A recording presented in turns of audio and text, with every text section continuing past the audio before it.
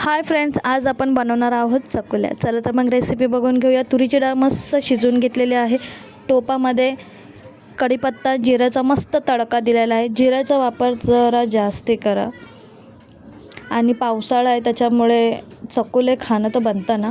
त्यानंतर आपण टाकूया लसूण आणि जिऱ्याचा जास्ती वापर करा, कारण आपण कांदा वगैरे असं काही टाकत नाही आहे. तर लसूण जिऱ्याचे जास्ती मारा द्या, कारण त्याने चवही येते. त्याच्यानंतर आपण टाकूया हळद. गव्हाच्या पिठाचे चांगले कापं करून साईडला ठेवून द्या. हळद टाकून घेऊया. 1.5 चम्मच हळद टाकली, त्याला रंगही तसा आला पाहिजे, पिवळा जरक. मस्त शिजलेली डाळ टाकून घेऊया. मस्त तडका देऊया.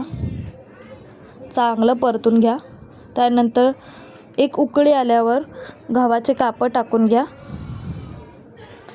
त्याला उकळी आल्यानंतर कोथिंबीर टाका आणि मस्तपैकी खा. व्हिडिओ आवडल्यास लाईक आणि सबस्क्राईब करायला विसरू नका. थँक्यू.